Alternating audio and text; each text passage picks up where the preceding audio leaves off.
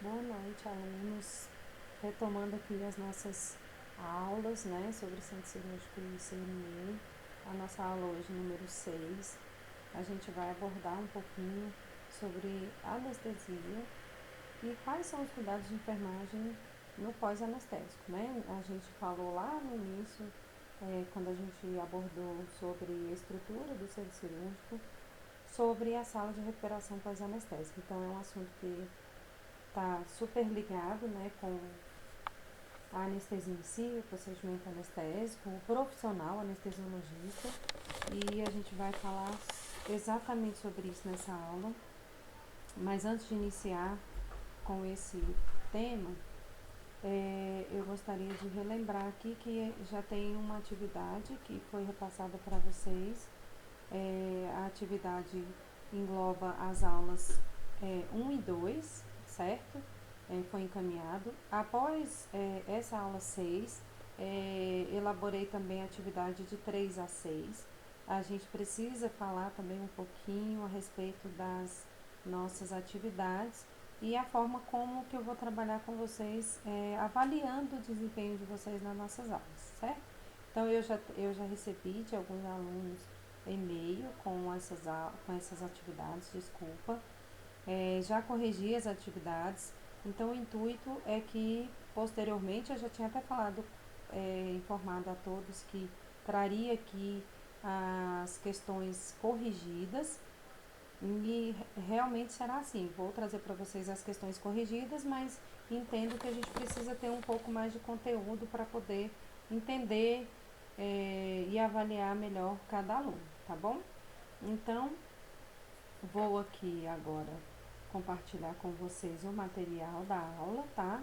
Centro Cirúrgico CME, aula 6, falando aqui sobre procedimentos anestésicos, os tipos de anestesia, o profissional e o que acontece lá na sala de recuperação pós-anestésica e a importância do profissional da enfermagem nesse momento com o paciente. Então vamos lá. O que é anestesia? A anestesia, gente, é o estado de total ou parcial da sensibilidade, né? Então implica na ausência de dor e outras sensações durante uma operação, exame, diagnóstico ou curativo. Quais são os objetivos e critérios de escolher a anestesia?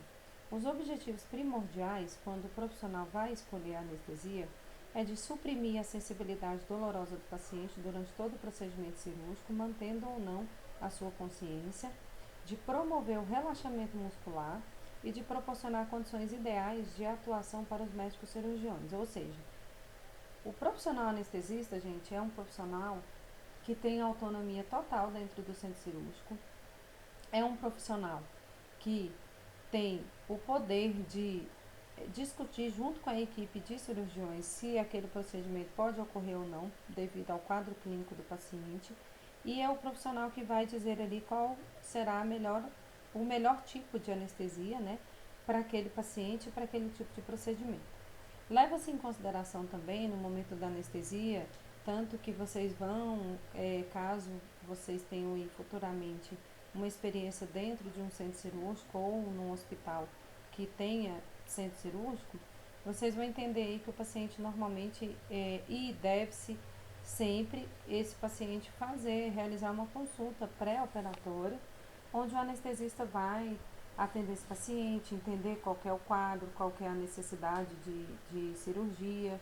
Ele vai explicar para o paciente qual que é o procedimento e como será a anestesia, né, provavelmente que vai ser escolhida para aquele tipo de cirurgia. Entender o histórico clínico desse paciente, né? Normalmente nas consultas anestésicas o anestesista conversa com o paciente, olha os exames, entende melhor o quadro do paciente, porque a gente sabe que na maioria dos casos devemos, né, enquanto profissionais, tomar um cuidado maior com pacientes que têm algum histórico já regressa aí de alguma doença, alguma questão, alguma patologia que possa influenciar aí nesse momento da anestesia. Para os casos de uma cirurgia de urgência, obviamente não tem tempo de entender melhor esse paciente, de fazer exames pré-operatórios, e aí o anestesista vai optar pela anestesia que melhor atender o profissional cirurgião e que promova aí um conforto, para esse paciente no momento do procedimento cirúrgico. Então, quais são os tipos de anestesia? A gente tem anestesia geral, regional, combinada e local. A anestesia geral, ela pode vir na forma inalatória, intravenosa e balanceada. O que é a balanceada? São as duas. Às vezes o paciente é um pouco sedado e aí posteriormente vem a fase intravenosa da anestesia geral. A anestesia regional, ela pode ser a peridural, a raquidiana, o bloqueio de plexos nervosos. Então, aí vai muito a depender do tipo de procedimento. Por exemplo, as cirurgias de cesariana, né? As cirurgias de membros inferiores, enfim, temos vários momentos aí os quais essas cirurgias, essas anestesias do tipo regional vão ser as selecionadas para esse momento. Tem a combinada, que é a geral e a regional, então vai muito do procedimento cirúrgico, e a local. Cirurgia local normalmente ela é utilizada para procedimentos mais simples, procedimentos quais o paciente não vai evoluir aí com muita dor, e que o profissional tenha absoluta certeza de que a cirurgia local será suficiente para a qualidade aí durante o procedimento cirúrgico. Então, a anestesia geral, agora sendo mais específico, ela é uma anestesia que causa uma depressão irregular e irreversível do quadro, né, do sistema nervoso central. E ela é pela indução, manutenção e reversão. A administração é inalatória, endovenosa e balanceada. E aí a gente tem uma cadeia aí de medicamentos que podem ser utilizados durante essa anestesia geral. Por isso que, como eu falei para vocês, o profissional anestesiologista é um profissional que tem um conhecimento riquíssimo, não diferente dos outros profissionais, cada um dentro da sua autonomia, claro, e da sua responsabilidade, mas a gente tem que levar em consideração aqui que o profissional anestesista ele é extremamente importante para o centro cirúrgico. Sem um anestesista não pode acontecer cirurgias, a não ser que seja uma urgência e ali um cirurgião faça um procedimento sem anestesia e que não gere tanto dano ao paciente, ou que, a depender da situação, vai ser a única escolha para o profissional, enfim. Hoje, dificilmente essas situações acontecem. Normalmente, os grandes hospitais de urgência e emergência, eles têm um anestesista plantonista que vai acompanhar aí durante esses momentos aí nos hospitais. Então, quais são os medicamentos que o anestesista vai utilizar, né, na anestesia geral? Então, como eu falei para vocês, vai depender muito do procedimento. Eles podem usar os hipnóticos, os opioides, os bloqueadores neuromusculares, os bloqueadores regionais associados e adjuvantes, certo? Então aqui, ó, na anestesia geral, todo o corpo é anestesiado e o paciente fica inconsciente durante todo o procedimento. Aqui nessa imagem que vocês estão vendo agora, isso é uma máscara, e essa máscara aqui é a máscara onde é utilizada a anestesia inalatória.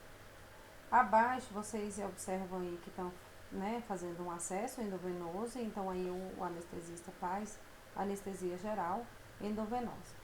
Então, no caso da anestesia geral, voltando aqui um pouquinho, essa anestesia geral, gente, normalmente o paciente ele fica o tempo inteiro do procedimento cirúrgico, ele precisa ser acompanhado pelo anestesista. O anestesista não pode se ausentar em momento algum. Por quê? Porque o anestesista acompanha todos os sinais, né, todos os sinais vitais ali do paciente no monitor que ele tem. A gente chama normalmente assim, de forma bem popular, o carrinho da anestesia. Então esse carrinho é da responsabilidade do profissional anestesista.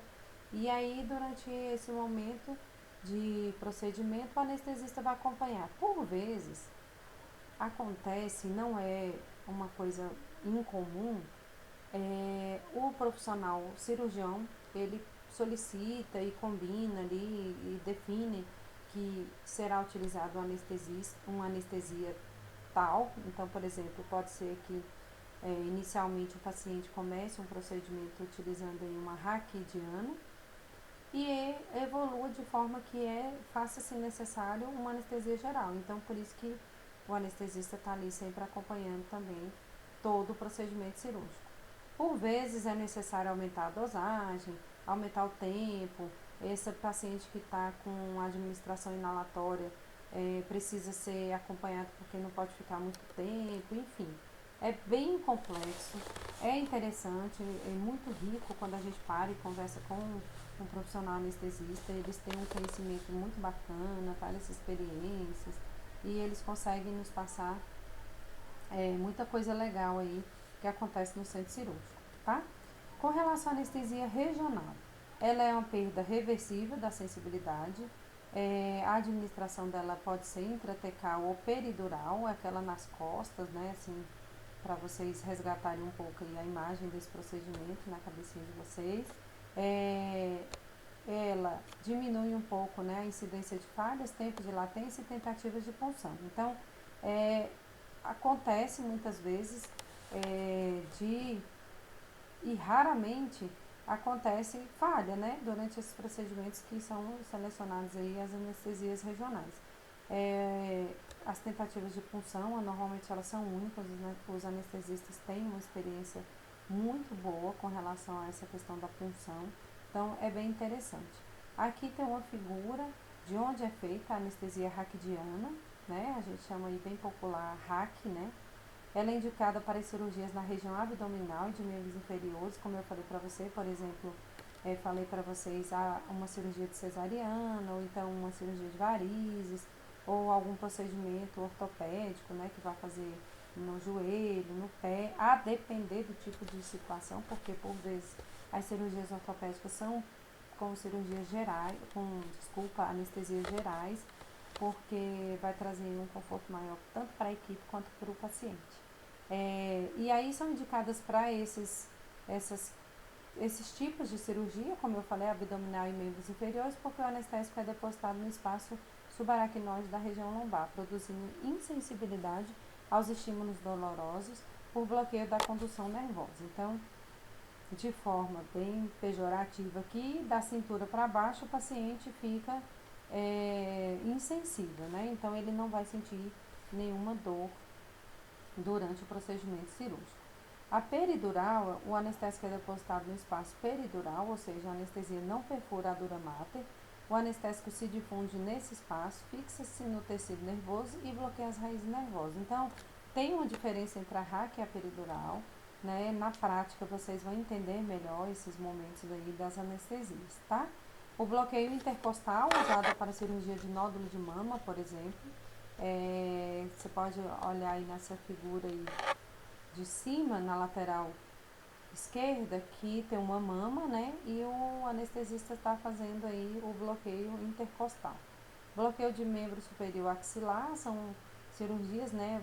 Não sei se vocês conhecem, mas a gente tem algumas cirurgias aí as quais são retiradas as glândulas, né, sudoríparas. Então na axila, alguns procedimentos de retirada de nódulo também pode ser necessário aí fazer esse bloqueio axilar. E temos aí a anestesia local. São procedimentos simples, não precisa de monitorar o paciente, é só acompanhar mesmo o paciente para saber se não está evoluindo com muita dor, para que seja feita aí uma analgesia ou mesmo uma indução só ventilatória aí para que o paciente fique mais confortável, né? Inalatória, desculpa, ventilatória não, inalatória. E a administração da anestesia local ela pode ser tópica ou infiltrativa. Ela bloqueia a condução dos impulsos ao longo dos axônios do sistema nervoso. E aí, o que acontece? Normalmente, nos grandes hospitais, centros cirúrgicos, dificilmente a gente vê a anestesia local sendo administrada. Normalmente são os bloqueios mesmo e as anestesias gerais, mas por vezes, a depender da situação, se é só uma sutura, um curativo, normalmente os profissionais utilizam a anestesia local, tá? A anestesia local é apenas uma pequena região, é anestesiada através da injeção de anestésico na região que vai ser operada, sem que ocorra o bloqueio de um nervo específico. Por exemplo, a lidocaína sem vasoconstritor e a lidocaína com vasoconstritor. Então, aqui são exemplos, né, aí de anestesia local.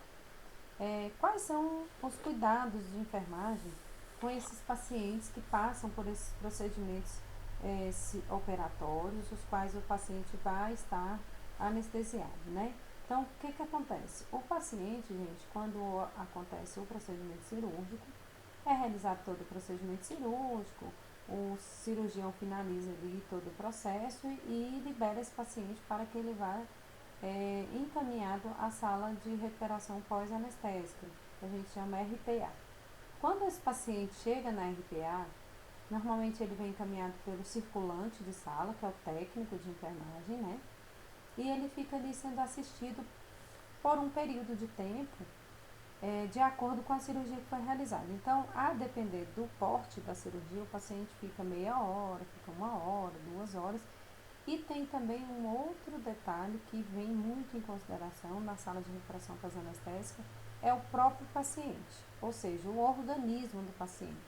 Né? Como qualquer outra pessoa, nós todos normalmente temos reações e a forma como o nosso corpo ele recebe medicações e como que ele faz dentro do organismo ali com aqueles medicamentos. Algumas pessoas é mais rápido, outras pessoas demoram um pouco mais, o efeito da anestesia, enfim. O que a equipe de enfermagem tem de tão importante nesse momento?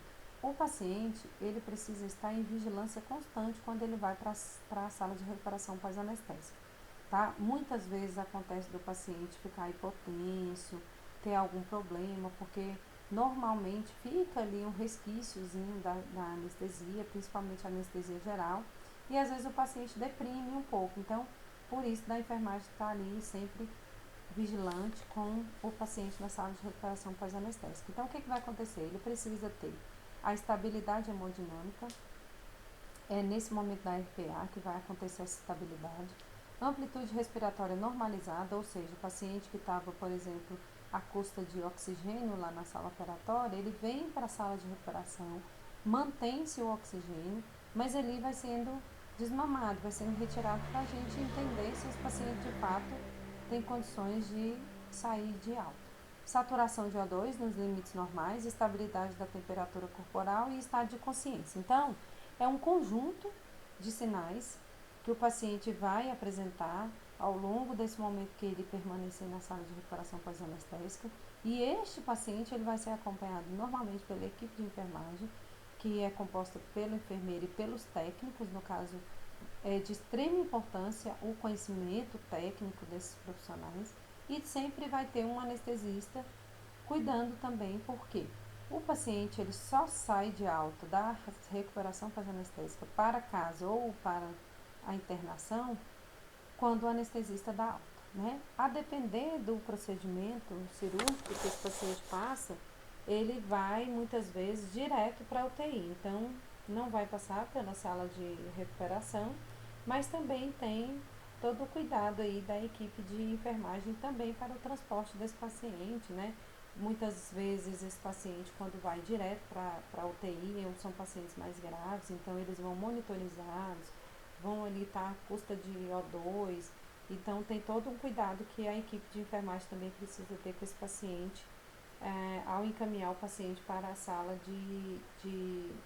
para a UTI, certo? Então, a equipe de técnico de enfermagem fica ali no pós-operatório imediato que esse paciente fica avaliando a permeabilidade da via, né? Então o paciente vai estar funcionado, vai estar normalmente correndo o soro. O soro é extremamente importante para que o efeito anestésico ele não dure tanto tempo, então o soro vai ajudar na circulação sanguínea. Por vezes a gente vê muito técnicos de enfermagem aquecendo um pouquinho o soro. Esse aquecimento desse soro, ele contribui muito com esse momento pós-operatório, tá?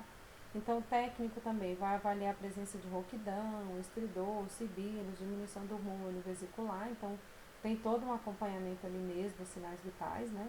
Aplicar oxigênio umidificado através da cânula nasal ou máscara facial. Registrar os sinais vitais. Avaliar a condição do local da cirurgia e avaliar o nível de consciência. Tem também, como eu falei, entre tantas funções aí do técnico de enfermagem na recuperação pós-anestésica, tem também o cuidado com o local da cirurgia, né? Às vezes o paciente vem com um curativo, então muitas vezes pode, né, até acontecer aí um sangramento, o paciente se mexeu, o paciente voltou ali da anestesia geral um pouco agitado, né? Muitas vezes, gente, vocês vão se deparar, quem tiver a oportunidade de trabalhar em centro cirúrgico, porque eu falo que é uma oportunidade, porque é um setor extremamente rico de informações, de patologias, de profissionais de várias especialidades, né? Então, o centro cirúrgico é um lugar muito rico dentro de um hospital.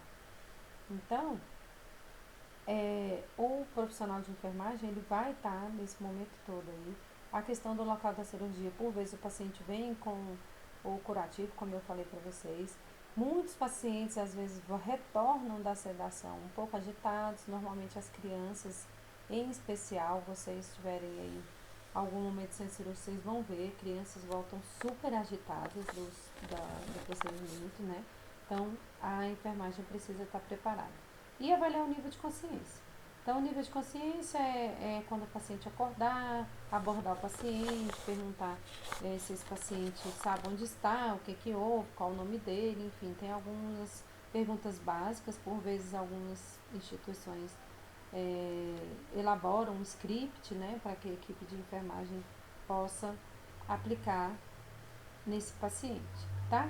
Então, falando aqui mais pontualmente, mais propriamente dito aqui a questão da sala de recuperação pós-anestésica, ela é a área destinada à permanência do paciente logo após o término do ato anestésico cirúrgico, até a recuperação da consciência, eliminação de anestésicos e estabilização dos sinais vitais. Ou seja, como eu falei para vocês, quem dá alta ao paciente na sala de recuperação pós-anestésica é o anestesista. Então, ele fica ali acompanhando. Porém, normalmente as informações são repassadas para o anestesista através da equipe de enfermagem. Então, por isso que eu falei.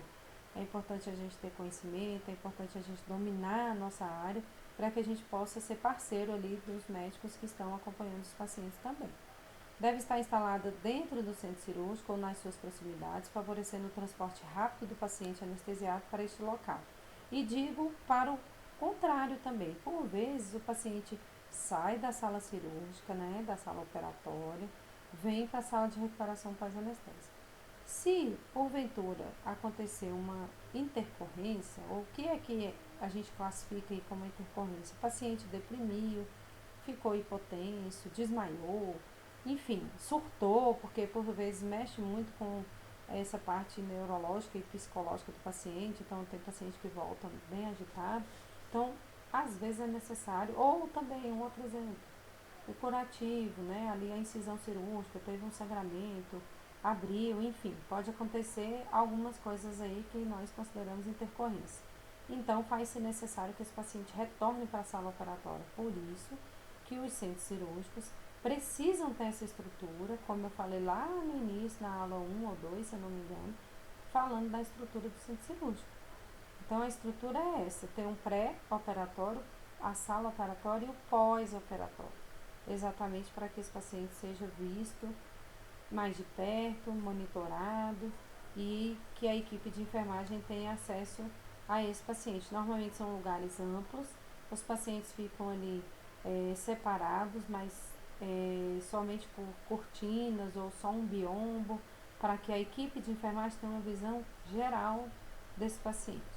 Se vocês levarem em consideração ou já tiverem tido a oportunidade de entrar num centro cirúrgico, normalmente na sala de recuperação pós-anestésica, a equipe é centralizada, então visualizem na cabeça de vocês um círculo e um pontinho no meio do círculo. Esse pontinho no meio do círculo é a equipe que está ali acompanhando o pós-operatório. Então, sempre vai ter um anestesista, um enfermeiro e o técnico de enfermagem.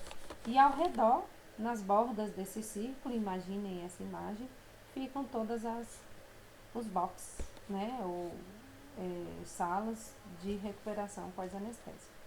Então, os objetivos da sala de recuperação são proporcionar a recuperação dos pacientes e prevenir e detectar complicações relacionadas aos procedimentos anestésicos cirúrgicos. Assim, o foco da assistência de enfermagem na sala de recuperação pós-anestésica é assistir o paciente, até que ele tenha se recuperado dos efeitos dos anestésicos, isto é, até que os seus sinais vitais e suas funções motoras e sensitivas retornem aos níveis operatórios. É muito comum profissionais, por vezes, levarem alguma reclamação para a equipe de enfermagem do centro cirúrgico. Ah, olha, o paciente chegou no andar com dormência ainda, não estava sentindo as pernas, por exemplo, fez uma cesariana e aí foi para o quarto antes de passar o efeito da anestesia. Isso pode? De forma alguma. A equipe precisa estar muito bem preparada de forma a poder discutir ali o caso, porque às vezes a gente vê, assim, infelizmente, num dia mais tumultuado, às vezes há uma pressa maior dos profissionais, tem que esvaziar a recuperação, tem outras cirurgias em vista, enfim. Então, a gente precisa ter jogo de cintura também e ter conhecimento exatamente para a gente poder discutir com os profissionais médicos esses tópicos aí, essas questões que acontecem corriqueiramente no dia a dia de qualquer profissional de enfermagem. Ah, deu alta, olha, doutor, esse paciente não tem condições ainda de sair de alta, enfim. Ter esse bom senso todo. Por vezes é necessário mesmo que se passe logo esse paciente para o andar ou para a internação, o que quer que seja, ou UTI, exatamente para que ele fique mais bem cuidado também, porque o centro cirúrgico é um momento ali que o paciente só passa por esse setor, realiza o procedimento e entende-se que ele vai descansar e ficar mais confiável ali, mais confortável quando esse paciente for para o seu quarto ou o seu leito, certo? Aqui é um modelo de sala pós-operatória, como eu falei para vocês, por vezes elas são divididas por cortinas, né? Tem sempre e precisa, de forma alguma o paciente pode ficar na sala de recuperação sem estar monitorizado, tá? Então vocês enxergam aí aqui no canto esquerdo um monitor e aí esse paciente fica conectado aí aos acessos aí que a máquina tem para verificar a pressão arterial, para verificar oxigenação, temperatura, enfim, e o tempo que for necessário para essa recuperação. Normalmente, se o procedimento cirúrgico levar um paciente a ficar muitas horas na recuperação, vai ser necessário analisar melhor se realmente esse paciente tinha que ficar na recuperação pós-anestésica ou se ele deveria ter ido diretamente para a UTI, tá? Então, por vezes acontecem sim intercorrências, o paciente estoura, acaba ficando ruim ali o estado dele, né? Fica num estado crítico. E aí não pode ficar muito tempo também na recuperação pós-anestésica. Aí tem que se avaliar se esse paciente não deveria ter ido para a UTI, por exemplo. Né? Então, se um cirurgião passa um paciente para uma sala de recuperação pós-anestésica, esse paciente fica ali por 4 ou 5 horas, não está correto. É um setor bem rotativo, onde os pacientes não ficam por muito tempo, tá? Então, leva-se, como eu falei, se está durando muito tempo um paciente numa sala de recuperação dessa, é importante a gente observar se uma análise melhor e se esse paciente não deveria ter ido para a UTI. Na admissão da sala de recuperação pós-anestésica, o profissional de enfermagem precisa conferir a identificação do paciente, importantíssimo, o diagnóstico médico e tipo de cirurgia realizada, né? Então, por quê? Por vezes, eu falo aqui agora como experiência, tá? Eu já trabalhei em centro cirúrgico e já tive a oportunidade de conversar com vários colegas técnicos. É extremamente importante que a gente entenda qual foi o procedimento cirúrgico e qual foi a anestesia. Por quê? Porque isso vai influenciar na recuperação do paciente, né? Então, dependendo da cirurgia, esse paciente vai ficar mais confortável de um lado, né? Ele vai ter que ser colocado ali, posicionado de uma forma diferente. Alguns pacientes precisam que seja passada uma sonda de alívio, porque retém muita urina durante o procedimento anestésico, enfim, tem N coisas que vocês, enquanto profissionais, vão precisar saber muito bem para atender esse paciente. Então, a permeabilidade das vias aéreas e sinais vitais, fazer exame físico. Histórico médico pregresse e alergias pertinentes, anestésico e outros medicamentos empregados durante o procedimento. Quaisquer problemas tenham ocorrido na sala de cirurgias podem influenciar no cuidado pós-operatório. Líquido administrado, perda sanguínea estimada, líquidos de reposição, equipo, drenos, catéteres e outros dispositivos. Então, aí é o resumo de tudo que normalmente um profissional de enfermagem enxerga no paciente aí no pós-operatório. E quais são os critérios de alta da sala de recuperação pós-anestésica? E o alívio, né, para o paciente que estava ali há horas. A recuperação completa da consciência, estabilidade cardiovascular, função respiratória normal, função motora recuperada, náuseas e vômitos, né? Verificar se está ausente ou se teve, se apresentou, se está sob controle, débito urinário, saturação de oxigênio adequada, os curativos limpos e ausência de sangramento ativo. Então, gente, é isso sobre anestesia e a sala de recuperação. Eu acho que cada aula que eu venho tentando ser mais objetiva e mais transparente possível, trazer as informações o máximo que eu puder para vocês, para que eu venha aí compartilhar mesmo e cooperar com vocês na formação de vocês enquanto profissionais da área da saúde. Me coloco à disposição. A atividade vai ser enviada para vocês, referente às aulas 3 a 6, e a gente dá continuidade aí para as próximas aulas. Muito obrigada mais uma vez. Um abraço a todos.